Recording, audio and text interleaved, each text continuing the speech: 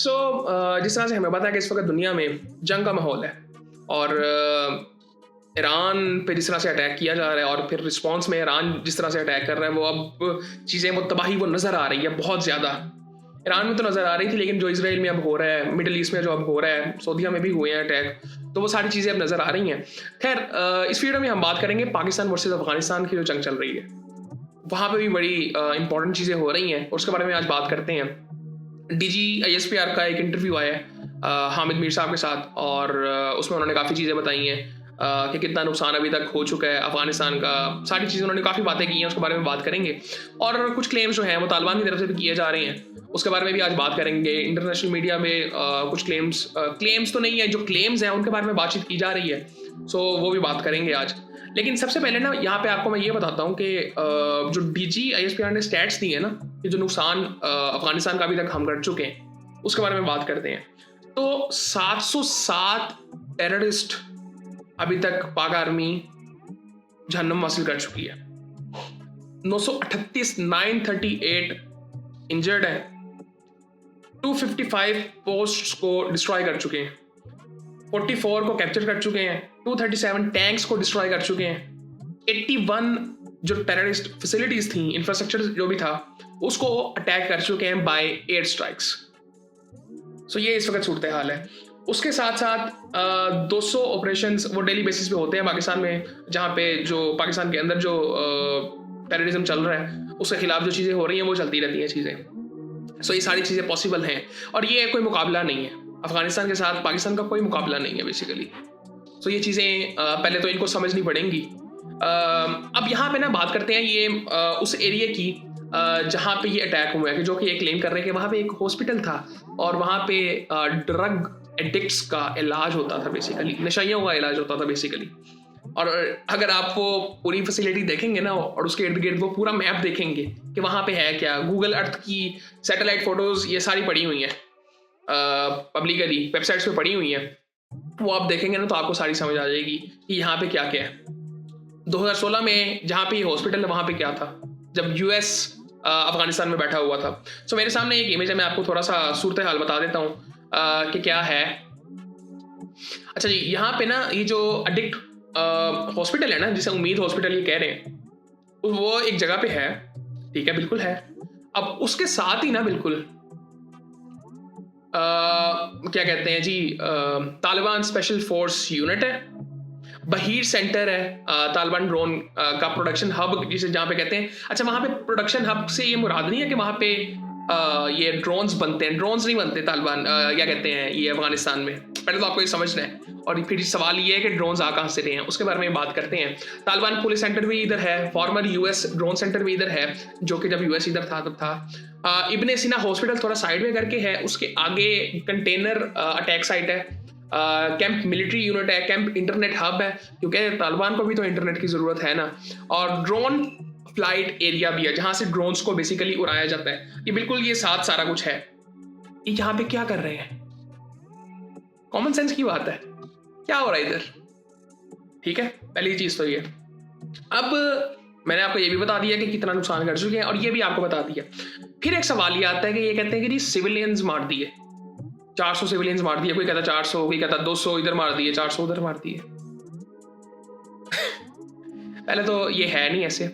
और फिर दूसरी चीज़ आपको ये बताता हूँ, जो लोग इस बारे में बात कर रहे हैं ना उनको ये समझना पड़ेगा, अफगानिस्तान के जो ये तालिबान है ना, बेसिकली ये तालिबान जो ये टेररिस्ट है बेसिकली, इनका कोई यूनिफॉर्म नहीं है, ऑफिशियल यूनिफॉर्म नहीं है। कुछ लोग यूनिफॉर्म पहनते हैं किसी तरह का और कुछ लोग सिविलियन कपड़ों में, और सिविलियन कपड़े यानी पाकिस्तान में और अफगानिस्तान में मोस्टली लोग सलवार कमीज ही पहनते हैं।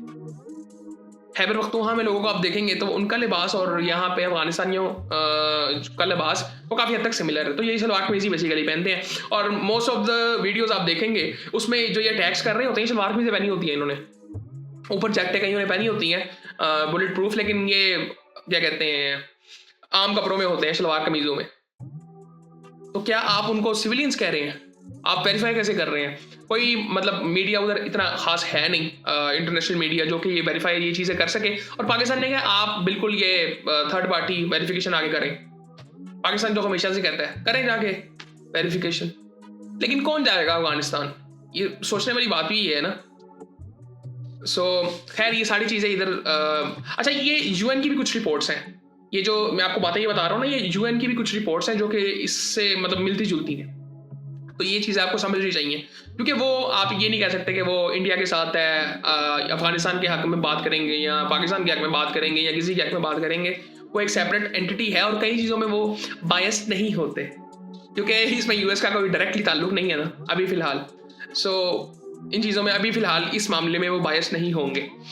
जिस तरह आप इंडियंस को देख रहे हैं ना, इस वक्त इंडियन और कई इंडियंस और पाकिस्तानी एक पेज पे हैं। ईरान के साथ जो जंग चल रही है, यूएस इसराइल की, बहुत से लोग सेम पेज पे हैं। वो क्यों है? क्योंकि हम दोनों यहाँ पे न्यूट्रल हैं, हम इस जंग का हिस्सा नहीं है डायरेक्टली। इंडिया के वो प्राइम मिनिस्टर साहब जाके कह देते हैं कि जी इंडिया इज अ मदरलैंड और वो फादरलैंड, व्याह उन्होंने कर लिया। लेकिन पाकिस्तान डिप्लोमेटिकली बहुत चीज़ें कर रहा है जो कि पाकिस्तान को करनी चाहिए। अरब्स को इकट्ठा रखना है। पाकिस्तानी आई थिंक हमारा ये फर्ज होना चाहिए कि हमें किसी तरह से अपना रोल अदा करना है एज अ मुसलमान, क्योंकि मुसलमानों को आपस में नहीं लड़ना। सबसे इंपॉर्टेंट चीज़ ये है कि मुसलमानों को आपस में नहीं लड़ना। ये अफगानियों को ये समझ नहीं आ रहा। ये जो तालिबान है, अफगानी लोगों को मैं क्या कहूँ यार, वो बेचारे भी विक्टिम्स ही हैं इन कंडीशंस के।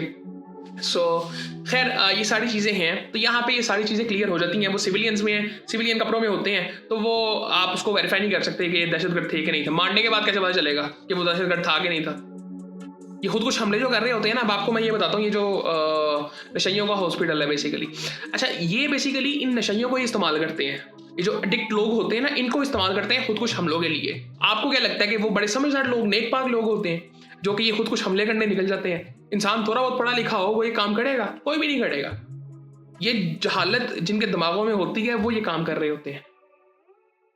सो ये नशइयों का ही इस्तेमाल करते हैं। वहाँ पे उनको ट्रेन करते हैं, उनको थोड़ा बहुत उनकी सूरत हाल बेहतर करते हैं, फिर उनको ट्रेन करते हैं और फिर इन कामों के लिए इस्तेमाल करते हैं। पाकिस्तान में, अफगानिस्तान में भी जो ये चल रहे होते हैं सारा कुछ, तो ये वहाँ पे इनका इस्तेमाल होता है। तो यहाँ पे ये कॉमन सेंस वाली बात है, कोई इतनी बात नहीं है। कोई कन्वेंशनल आर्मी नहीं है, आर्मी ही नहीं है बेसिकली। ये दहशतगर्द है बेसिकली। सो खैर ये यहाँ पे ये चीज़ें क्लियर हो जाती हैं। उसके बाद एक बड़ी इंपॉर्टेंट चीज़ थी कि जी वो मैं बात कर रहा था जो ये बॉर्डर की, कि बॉर्डर को बंद कर दिया गया। और अच्छा इससे मैं सुन रहा था, हामिद मीर साहब ने सवाल किया था कि कई बिजनेसमैन कह रहे हैं जी हमें बड़ा नुकसान हो रहा है, हम एक्सपोर्ट करते थे पाकिस्तान से अफगानिस्तान में चीज़ें। पाकिस्तान से ऊपर कुछ भी नहीं है। पहले तो ये चीज़ आपको क्लियर होनी चाहिए जो सवाल ये कर रहा है। टेररिज्म हमें ख़त्म करना है पाकिस्तान में, ये हमें पता होना चाहिए।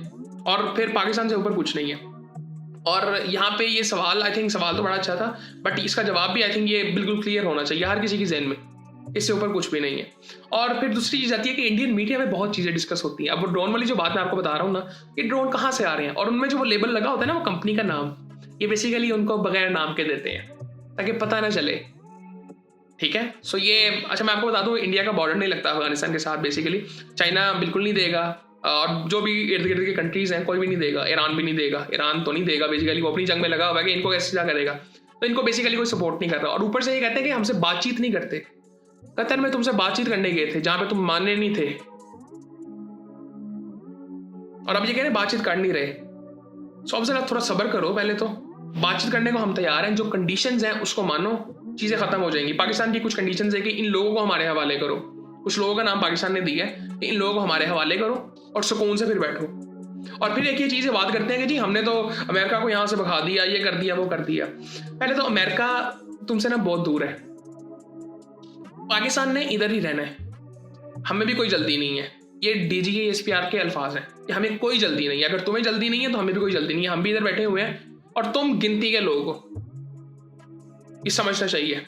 आई थिंक 4-4.5 करोड़ की इनकी पॉपुलेशन है, और ये कितने होंगे तालिबान, जितने भी होंगे, तो पाकिस्तान से इनका कोई मुकाबला नहीं है। पाकिस्तान ने कहीं नहीं जाना। सो इनको सीधे होकर बैठना चाहिए। सो वो DGSPR ने बिल्कुल साफ कह दिया है। और एक और चीज़ है, ये बॉर्डर जो बंद हुआ है इससे एक फ़ायदा पाकिस्तान को हुआ है कि जो स्मगलिंग होती थी ये रुक गई है। ये हम पूरी ज़िंदगी की अपनी बात सुनते आए हैं, करते आए हैं कि ये नहीं होनी चाहिए ये चीज़ें, क्योंकि इसकी वजह से टेररिज्म भी होता था। तो वो उसकी वजह से अब उसका कोई इम्पैक्ट नज़र आएगा शॉर्ट टर्म में भी, लॉन्ग टर्म में भी। और बाकी आई थिंक जो, अच्छा मैं इंडिया के लोगों की कुछ बात करना चाहता हूँ। यहाँ पे ना कुछ लोग आके टीवी पे बातें करते हैं, पहले तो इनको कुछ पता ही नहीं होता। इनकी जो अंडरस्टैंडिंग पाकिस्तान को लेके है ना, वो कोई इतनी अच्छी नहीं है। मतलब ये समझते नहीं है पाकिस्तान को बेसिकली। अच्छा, एक ना बैठा हुआ था, वो कह रहा था ये कि जी ये हिंदुस्तान, पाकिस्तान, बांग्लादेश, ये वाले जो मुसलमान है ना, इनसे आप बात करेंगे ना तो ये कहेंगे हम मुसलमान हैं पहले। लेकिन आप अफगानिस्तान के लोगों से बात करेंगे, वो कहेंगे हम पहले अफगानी हैं। और बाकी भी उन्होंने सबको एक में डाल दिया। लेकिन मैं आपको ये चीज़ ये बता दूं, अगर कोई ये कहता है ना कि हम अफगानी या पाकिस्तानी या हिंदुस्तानी पहले हैं बाद में मुसलमान हैं, ये अकीदा ही ठीक नहीं है। पहले हम मुसलमान हैं। ये जो बॉर्डर्स है ना, ये इंसान ने बनाए हैं। वो आयतुल्लाह खामेनी साहब ने कहा था ना, वो लोगों को कहते होते थे, उनको लोग कहते थे ना कि आपकी जान बड़ी इंपॉर्टेंट है। वो कहते थे नहीं, मैं भी नहीं, ईरान भी नहीं, इस्लाम रहना चाहिए। सो ये हर मुसलमान का अकीदा होना चाहिए, इस्लाम रहना चाहिए बस। सो वो ये सारी चीज़ें हम सबको ऐसे ही देखनी है। हर मुसलमान ऐसे ही देखता है। अगर नहीं देखता तो वो उसका अकीदा भी ठीक नहीं है।